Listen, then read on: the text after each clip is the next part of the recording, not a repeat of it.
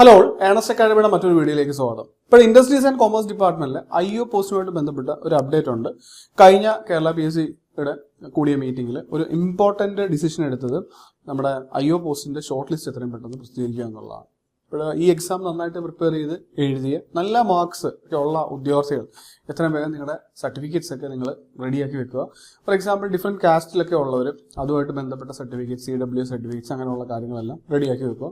താമസിക്കാതെ തന്നെ, വളരെ താമസിക്കാതെ തന്നെ നിങ്ങൾക്ക് ഇതിൻ്റെ പ്രൊഫൈൽ മെസ്സേജ് ലഭിക്കുന്നതായിരിക്കും സർട്ടിഫിക്കറ്റ്സ് അപ്ലോഡിങ്ങുമായിട്ട് ബന്ധപ്പെട്ട്. അപ്പോൾ നമുക്ക് അധികം സമയമൊന്നും കാണില്ല. ഇപ്പോൾ ഈ കാസ്റ്റ് റിലേറ്റഡ് സർട്ടിഫിക്കറ്റ്സും പിന്നെ ഈ പറഞ്ഞ പോലെ വേണ്ട ഡിഫറെൻറ്റ് സർട്ടിഫിക്കറ്റ്സ് ഒക്കെ കാണും. അത് അപ്ലോഡിങ്ങിന് വേണ്ട സർട്ടിഫിക്കറ്റ്സ് എല്ലാം നിങ്ങൾ റെഡിയാക്കി വെച്ചോളൂ. പിന്നെ ഈ എക്സാം കഴിഞ്ഞതിന് ശേഷം നമ്മൾ ഇതിൻ്റെ ഒരു എക്സാമിൻ്റെ അനാലിസിസും പിന്നെ കട്ട് ഓഫ് മാർക്ക് എത്രയാകും എന്ന് പ്രെഡിക്റ്റ് ചെയ്യാൻ വേണ്ടി നിങ്ങളോടൊക്കെ ഡേറ്റാസ് ഒക്കെ ഷെയർ ചെയ്തിട്ടുണ്ടായിരുന്നു. അപ്പോൾ കുറേ അധികം ഉദ്യോഗാർത്ഥികൾ നമ്മളോട് പേഴ്സണലി മെസ്സേജ് ചെയ്ത് ചോദിച്ചിട്ടുണ്ടായിരുന്നു, സാർ എത്രയായിരിക്കും കട്ട് ഓഫ് മാർക്ക് വരുന്നത് എന്നുള്ളത്. അപ്പോൾ ഈ എക്സാമിന് അപ്ലൈ ചെയ്തിരുന്നത്, കൺഫർമേഷൻ കൊടുത്തിരുന്നത് നിയർലി 24,000 ആൾക്കാരായിരുന്നു.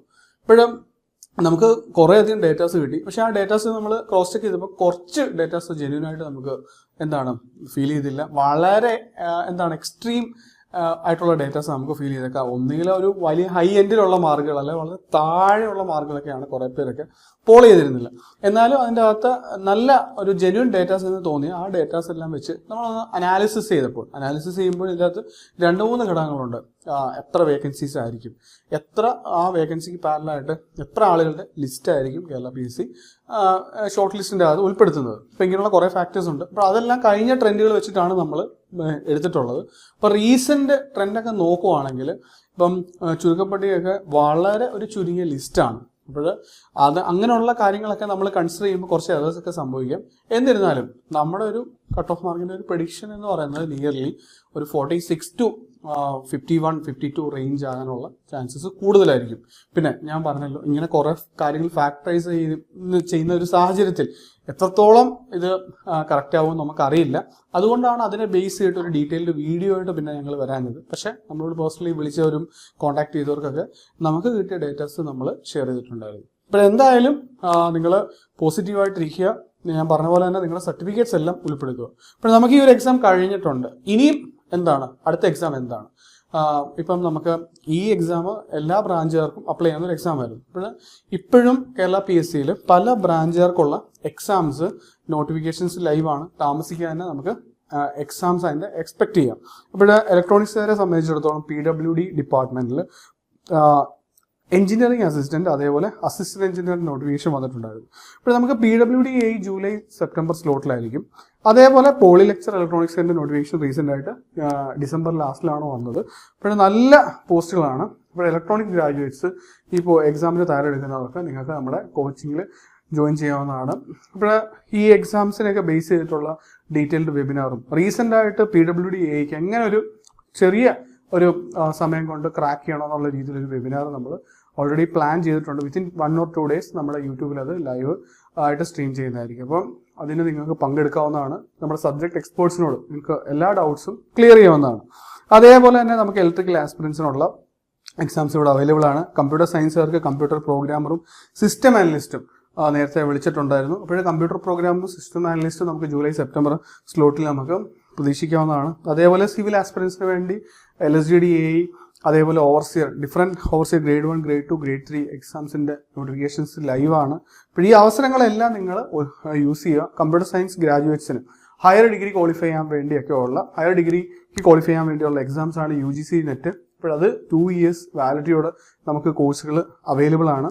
ഒപ്പം മെക്കാനിക്കൽ ആസ്പിറൻസിന് 3 എക്സാംസ് നമുക്ക് വളരെ ഷോർട്ടായിട്ട് അതിൻ്റെ എക്സാം നമുക്ക് പ്രതീക്ഷിക്കാം.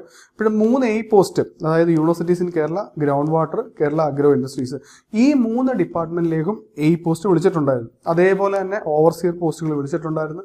വളരെ താമസിക്കാതെ നമുക്ക് വെൽഡറിന്റെ നോട്ടിഫിക്കേഷൻ ലൈവ് ആവും. ഇപ്പോഴും മെക്കാനിക്കലുകാരെ സംബന്ധിച്ചിടത്തോളം നല്ല അവസരങ്ങളാണ്. വലിയ വേക്കൻസികളുള്ള പോസ്റ്റുകൾ അല്ലെങ്കിൽ തന്നെ ഈ എക്സാംസ് ഒക്കെ ഡിഫറെൻറ്റ് ഡിപ്പാർട്ട്മെന്റ്സിൽ വിളിക്കുമ്പോൾ നമുക്ക് സാധ്യതകളുണ്ട്. ഇവിടെ എന്തായാലും നല്ലൊരു ഫോക്കസോട് കൂടി നിങ്ങളിത് പഠിക്കുകയാണെങ്കിൽ ഉറപ്പായിട്ടും ക്രാക്ക് ചെയ്യാവുന്ന എക്സാമാണ്. ജോബ് പ്രൊഫൈലുണ്ടും സാലറി സ്കെയിലുണ്ടും വളരെ അട്രാക്റ്റീവ് ആയിട്ടൊരു പോസ്റ്റാണ് ജൂനിയർ ഇൻസ്ട്രക്ടർ വെൽഡർ. ഇപ്പോൾ ഈ കോഴ്സുകൾക്കൊക്കെ ജോയിൻ ചെയ്യാനായിട്ട് നിങ്ങൾ ഏത് ബ്രാഞ്ചും ആയിക്കോട്ടെ, നിങ്ങൾക്ക് വേണ്ട ഏത് കോഴ്സും ഇവിടെ അവൈലബിൾ ആണ്. ഇപ്പോൾ ആ കോഴ്സുകൾക്ക് ജോയിൻ ചെയ്യാനായിട്ട് നമ്മുടെ കമൻറ്റ് ബോക്സിൽ കാണുന്ന ഗൂഗിൾ ഫോം ഫില്ല് ചെയ്യുക. ഇന്നാണ് സെൻട്രൽ ലെവലിലുള്ള RRBയുടെ ALP നോട്ടിഫിക്കേഷൻ നമ്മൾ എക്സ്പെക്ട് ചെയ്യുന്ന അതിൻ്റെ നോട്ടിഫിക്കേഷൻ ഇന്നോ നാളെയോ ആയിട്ട് അവരുടെ ഒഫീഷ്യൽ സൈറ്റിൽ അവൈലബിൾ ആയിരിക്കും. അപ്പോൾ RRB ALP നമ്മൾ ഓൾറെഡി അതിൻ്റെ കഴിഞ്ഞ നോട്ടിഫിക്കേഷൻ്റെ CBT 1 CBT 2 കോഴ്സുകൾ വിത്ത് പാർട്ട് B കണ്ടക്ട് ചെയ്യുന്നുണ്ടായിരുന്നു. ഇപ്പോഴും അതിൻ്റെ CBT 2 എക്സാം ഷെഡ്യൂൾ ചെയ്തിരിക്കുന്ന ടൈമാണ്. പുതിയ നോട്ടിഫിക്കേഷൻ വന്നിരിക്കുകയാണ്. നല്ല വേക്കൻസീസ് ഉണ്ട്. എല്ലാ ബ്രാഞ്ചുകൾക്കും എല്ലാ ട്രേഡുകൾക്കും അപ്ലൈ ചെയ്യാവുന്നൊരു പോസ്റ്റാണ്. ഈ കോഴ്സ് ഇവിടെ അവൈലബിൾ ആണ്. കോഴ്സിൽ ജോയിൻ ചെയ്യാനായിട്ട് നിങ്ങൾക്ക് കമൻറ്റ് ബോക്സിൽ കാണുന്ന ഗൂഗിൾ ഫോം ഫില്ല് ചെയ്യാവുന്നതാണ്. അപ്പോൾ ഒരു കാര്യം കൂടെ ഓർമ്മിപ്പിച്ചോട്ടെ, ഡിഫറെൻറ്റ് സ്ട്രീംസിൽ electrical, mechanical, civil, computer science, electronics എല്ലാ സ്ട്രീമുകളിലും ITI മുതൽ ഡിപ്ലോമ, BTech, MTech ക്വാളിഫിക്കേഷൻ വരുന്ന എല്ലാ എക്സാമുകൾക്കും ഇവിടെ കോച്ചിങ് ഉണ്ട്. കഴിഞ്ഞ 5 വർഷമായിട്ട് ഏണസ്റ്റ് അക്കാഡമി പല ബ്രാഞ്ചുകളിലായിട്ട് പല കോഴ്സുകൾക്കും കോച്ചിങ് നടത്തി വരികയാണ്. ആ ലിസ്റ്റുകളൊക്കെ കേരള PSC നമ്മൾ നടത്തിയ കോഴ്സുകളുടെയൊക്കെ ലിസ്റ്റുകൾ പ്രസിദ്ധീകരിച്ചപ്പെടും.